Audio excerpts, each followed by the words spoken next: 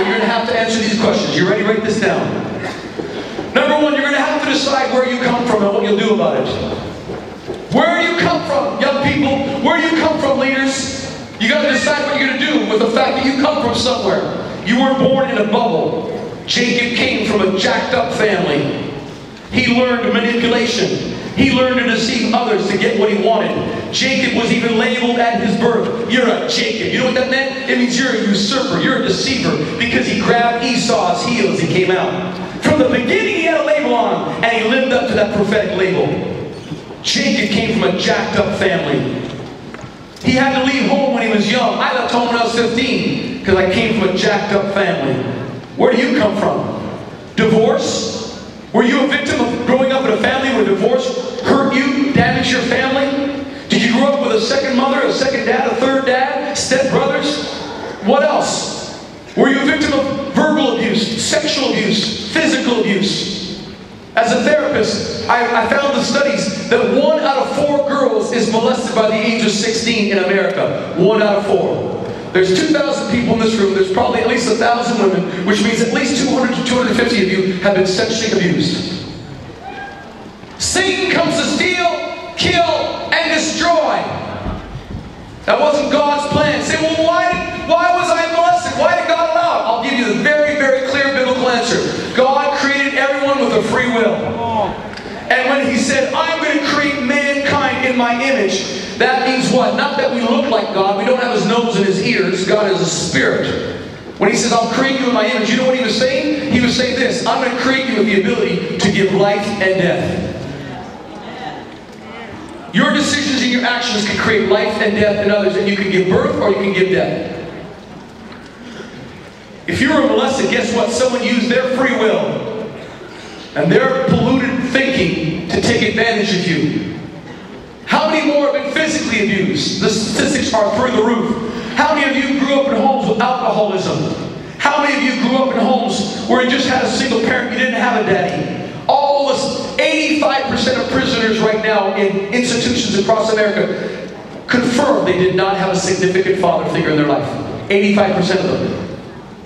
The suicide rate for fatherless children, both boys and girls, is through the roof. I can share statistics. I won't do that right now. But I'm telling you the truth. How many of you grew up with the pains of alcohol, seeing your mother beat you, or beat your sister, or seeing your dad beat your mama? How many of you were living with the pain of poverty because of your parents' poor decisions? How many of you actually saw these things and experienced them? How many of you grew up in perfect Christian homes? How many of you grew up in wonderful Christians' home? Let me ask you this.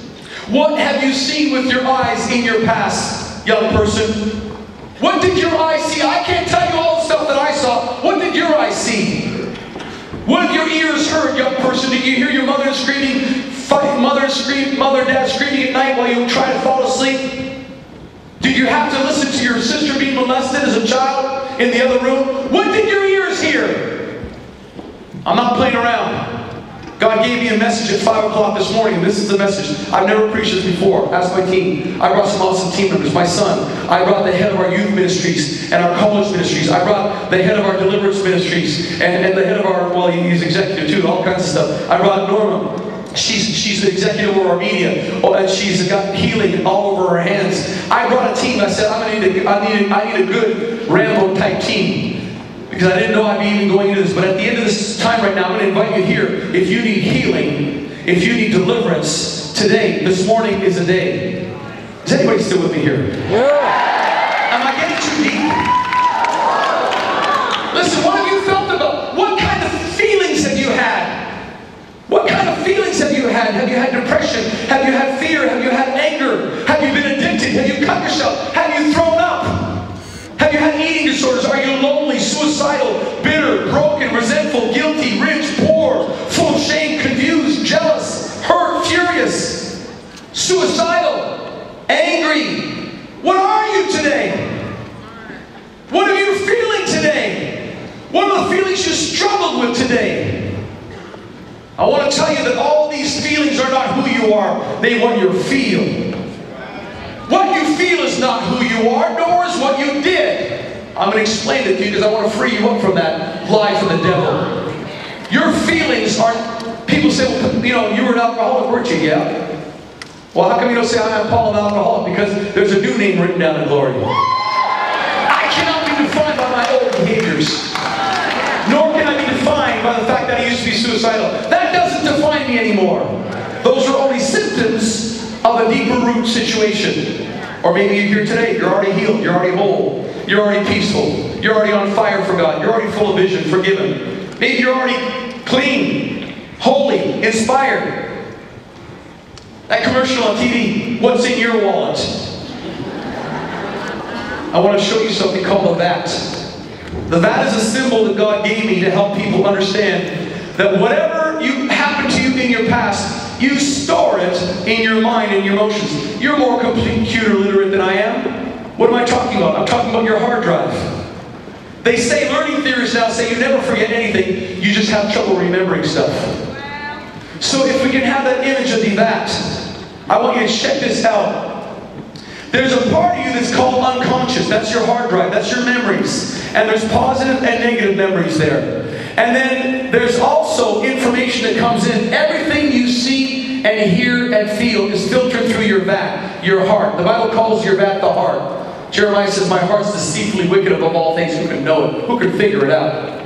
And so that is all your past memories, all your past experiences, and they're either positive or negative. Let me give you an example of this. Everybody, look at a piece of jewelry right now. Just you know, a necklace or a ring or something of the sort. And now I want you to close your eyes. I want you to remember where you got it, and how you felt when you got it, what type of day was it, and the emotions connected. Ready? Go. Close your eyes. Get in touch. All right. Open your eyes. How many of you remember where you got that piece of jewelry?